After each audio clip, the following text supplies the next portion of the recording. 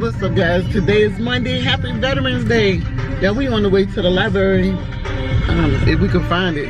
Because my daughter signed us up for swing dancing. What time they start? In like 7 minutes. So we're going to be running a little late. She had to get off of work and get gas. But we're just going to show up fashionably late. I don't know what you wear for swing dancing, but yeah, I got some Juicy Couture sweats, just a gray shirt. She have on a white shirt and some jeans. Oh, you have on leggings? Oh, that was cute. Oh, did you tell them about my new neighbor? No. Let's Yeah. pause for the cause. Because when I say I ain't putting up with nobody's crap, I'm done being nice to people. I'm done trying to be like the bigger person, and I'm done with all that. So my new neighbor almost got cussed out. Well, he not new, I'm new, but they closed. So how we supposed to go in there and swing dance if they closed? Ooh. And it say closed. What? That's not fair. We drove down here. So did we have to be in there before they closed? I guess so. Is this the way we used to go in there? This is where they be having Comic-Con and stuff. So. Oh, this wasn't here. No. Oh, look how big that is. Yeah. Those apartments. They got a gym down there. Sure do. Oh, none of this was here. See, I should have moved over here when I had the chance. When it was dirt Oh yeah, cheap. none of this was Now here. we gotta drive past the trolley station to see if the homeless people still over there. Cause when I tell you, when we got out here, none of this was out here, and it was looking That real. building wasn't there. No, none of this was None here. of that. They got a coffee shop. All of this, that's so crazy. That's the transit right here. Where the trains come. So We have multiple. that wasn't there when we first moved here either. No, that wasn't That there. skydive thing was not there. They done got rid of.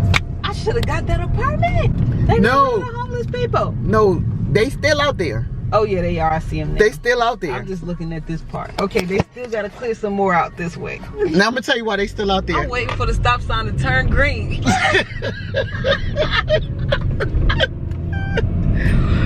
So look, y'all. It's not as bad though. Remember, it was worse. It was worse. It was way worse.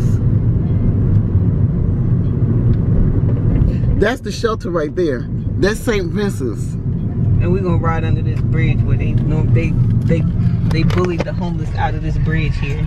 So they put jagged rocks to force the homeless people to move from under there. But she was in the midst of telling y'all about her neighbor. So let me just start this. Oh, when we first started moving her stuff in, he came out.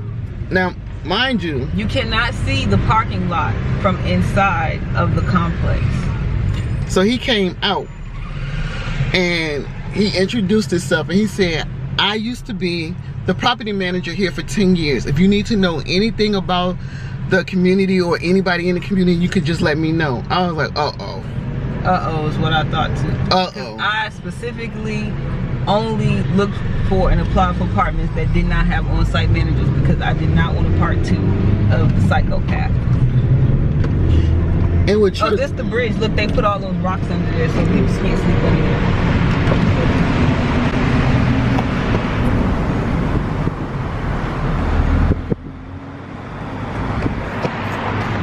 It used to be homeless people with tents all up under there, and they put those jagged rocks there so it'll force them out.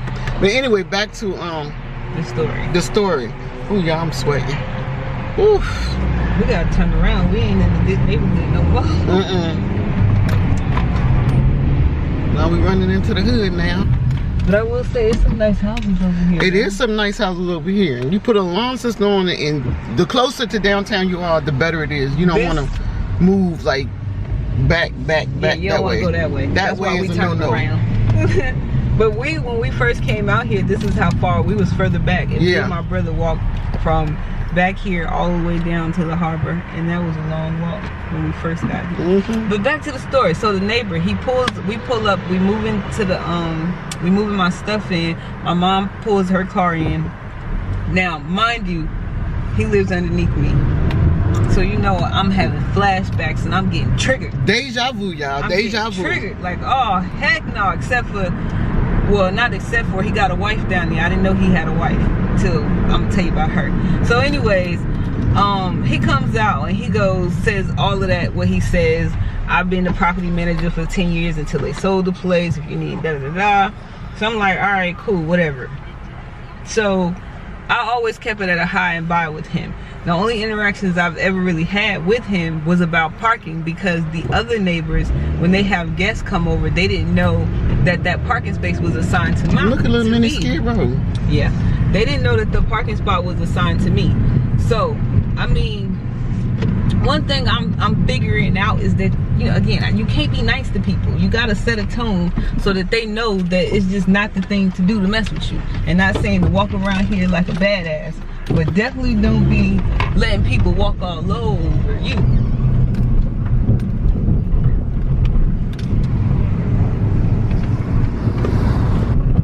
Oh my God, this apartment right here is $1,200. What apartment? Right here. Where? Right here. Right here? For 1 bedroom? Yes. That's not bad, but I'll be damned. you gotta come outside and I'll be so scared to come outside. oh goodness. Okay, so anyways, dang, that messed me up a little bit. So the neighbor. Word of the day: boundaries. We gotta learn to set boundaries and don't be apologetic about it. Not only set boundaries, don't allow people to become victim to circumstances they create. Pretty much. So we're gonna get to that part too. So, what happened was that happened. Other than that, we had never really exchanged words. I would just wave at him and keep it moving, because I'm friendly like that. So then, fast forward weeks into me moving, I want to say 3 weeks, I finally see that he has a wife. I didn't know that.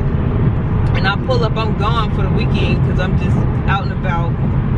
And I'm gone for the weekend, and I come back and this black car parked in the space that's assigned to my space. So I see the wife, again, I never met her. I said hello. And she's like, did you get a new car? Like, No hello. Yeah, did not say hello back. Just, did you get a new car? And I'm looking at her like, what the heck? So then her husband, I say hello to him. Did you get a new car? I'm like, what? And I just looked at them, kind of screw-faced them, and walked away. Mind you, she's only known him 3 weeks. Right. At Why this are point. you questioning me about my, like, it's so small, but it's baby steps that people take To be inappropriate. And you gotta nip it. And I should have nipped it right then and there when he did that, but I didn't. I was like, you know what? They don't come outside and bother me. I ain't gonna bother them. Leave me alone. But that's, again, being nice. Don't be nice. So when my parking spaces was being taken, him, a couple other neighbors, and I were standing outside talking, and he said this to me and my mom the first week that I was there, and then he said it again. He said parking spaces number 1 and parking spaces number 23 are not assigned to anyone, and you can use that for guest parking so that your guest doesn't take anyone else's spot. And I was like, okay, bet, cool, thank you. This is where it gets interesting. Yeah, this is where it gets real interesting. So now everybody has guests that comes there. Everybody, because mine, like I said, my parking space has been taken a couple of times, and the people that stay upstairs directly next to me, their guest parks in the parking space that's right next to mine, and I don't know nothing about that, but that's just what he told me. Okay, hold up, pause before we get there. I left a part out. Let me show you. This is when I knew he was messy. The tenant that used to live in my apartment before me came by and asked if I had seen a package or if a package had been delivered, because her son ordered something but didn't update the address, so it was coming to my apartment, and if I get it, just to give it to the neighbors. So I'm like, okay, yeah, cool, I'll do that, whatever. So then I'm getting in my car, I can't even close my door, hit his ass go. I don't know what she says, but she's psycho. She's bipolar, she's a thief, she's a liar, and we finally got rid of her. And I'm looking at him like, you looking a little psycho right now. Like, why would you follow me to my car to tell me that? All she was asking about was a package. Now Okay. move forward. Moving forward. So then back to guest parking. Your guests can park there. So everybody's guest is coming and they parking there. It's even some people who don't even park in, their guests don't even park in the parking space. They just block the cars in. Okay, so then I'm having my guests come over, my brother, my friends, and things like that, and I'm telling them, park in parking space 1 or 23. Because again, this is what he told me was okay for guest parking. So I tell my guests to park there. And next thing I know, they start getting notes put on their car saying no parking anytime. Y'all remember that? About the parking lot incident in her old place? I was getting triggered because that's how it started, over stupid parking. So after you tell me it's okay to park there, you get up there and put notes on the car. Yeah, no parking anytime. And I know it's him. So, the first couple times he did it, nobody told me. They was just balling the paper up and throwing it on the ground. So then the last time I had a friend come over and they told me about the note. And I was like, you know, what the hell? Like, I know he putting it down there because he want to hold on to this property management title so bad. And him and his wife questioning me about what kind of car I drive. And you supposedly parking lot patrolling. I know it's you that's doing this. So third time. No, the first time, yeah, the second time he put the note on, no. Yeah, it was the second time he put the note on the car, because the first time was with Montrez, yeah. And then the second time was with my friend when he came over. But when that note came, when my friend told me about that note, he balled it up and threw it on the ground, but I picked it up and I was like, I need to confront these people because they, you know, starting to be inappropriate. Yeah, like, come on now. Taking baby steps. Yeah. That passive aggressive stuff. So I'm waiting for them to catch them outside, but they're not the type of people that you're gonna catch outside because they always lurking out their window. So they watching you so that they don't get caught. So anyways, I don't got time to be looking for them. So I take the note and I tape it to their car and I put it on their windshield. Listen, so the second time they did it and I was aware of it, I took the tape, taped it to their windshield. So then the third time my homegirl was leaving my house and I told her, like, if you got a note on your car, let me know. And she came back upstairs and she gave me the note. So I wrote my own note and I put it on their door. So I put it on their door and the note said, why are you putting notes on my guest cars when you told me it was okay for guests to park there? You're not doing it to anyone else's guest cars, so knock it off. This is what the note said. And if you have any problems, knock on my door. I didn't put which door, I didn't say who I was, I didn't identify myself whatsoever. So the next day, I wake up. I leave for work about 6:15 in the morning. 6 o'clock in the morning, I hear knock at my door.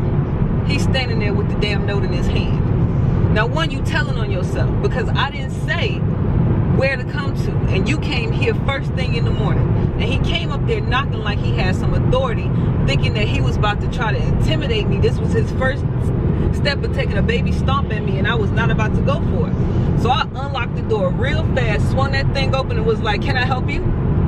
What's up? Do you know who's putting these notes on the doors?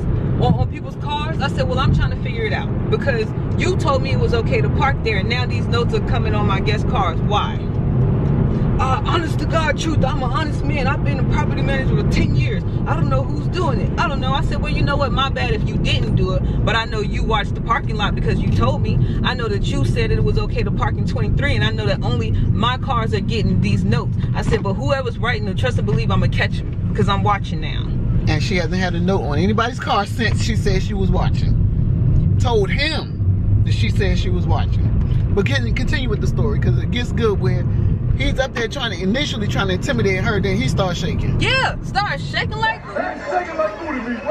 so then he's stuttering and stuff. I said, okay, well, let me get that note back. I'll take that off your hands, but I don't want to see no more of these notes. And I'm watching. Have a good day. And I closed the door and I slammed it. So then fast forward a few days later. Now this is the same thing the other psychopath used to do. He used to get inappropriate and then be like, hey, how you doing? Yeah, he did wave at us when we came in. Yeah, so she was over with me Friday. Yeah, but this was Saturday when I stayed Friday, Saturday, and then Because we went to go get something to eat, I think. Yeah, and we was coming in and he saw us and waved. Yeah. So I was like, wow. Yeah, he trying to wave, and I'm not being nice to you. I'm not being cordial with you because we was being cordial and you tried to be inappropriate. So now, no. In general, the life in life, you just predator or prey, predator or prey. At the end of the day, don't let yourself be nobody's prey. Exactly. Because they was about to try to make me they prey, him and his wife, and I was not about to go for it. Like, nah, I've been through this before. You're not about to make me uncomfortable to come home. Right. And what happened before, for all my new subscribers, she had an old maintenance guy that was at her property and kept trying to intimidate her, and it got to the point where I had to cuss him out multiple times. He was vandalizing her car. Yeah. It was getting ridiculous. And this guy is nobody. He's literally just a neighbor who won't let go. Because I knew there and everyone else is familiar that he don't have no power or authority. He's tried to flex it with me, and I'm not going for that. But the old guy was actually a maintenance guy at the property, and he was bullying her to the point where I was like, you know what, enough. So I went out to a picnic table, a community picnic table that he said was his personal property, and I sat at the table because I knew he bullies women and he was not going to say anything to Shane. And I told Shane, I said, I'm going to push him over the edge to the point where he feel like he can do something to me, and you may have to knock his ass out.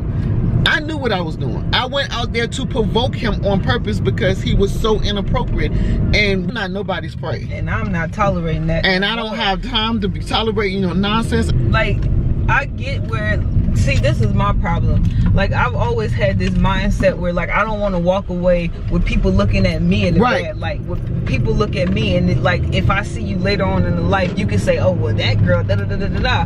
But at the same time, like, basically she cares about the image she portrays in public. So I don't react to things when I should, and that's a problem. Like, if you just react to it immediately, like, people get it. They know what they doing. Right.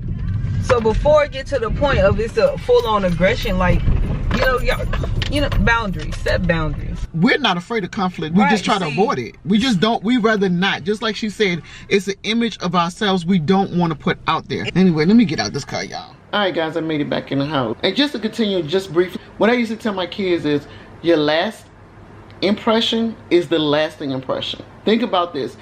Think about somebody that you haven't seen for years. What was the last impression of them, and are you still holding on to that impression? That's just human nature. Our last interaction, our last impression is what we're going to hold on to until there's a new one to replace the last one. I will say this. You cannot target me and then tell me how to respond, because I'm the type of person, I'm going to meet you with greater force. And I don't know if it's the Gemini in me. Anyway, guys, I'm going to end this here, and I will talk to you later. Just remember, before you decide to pick somebody as your prey, for every action, there is a reaction. Remember that. Talk to you guys later.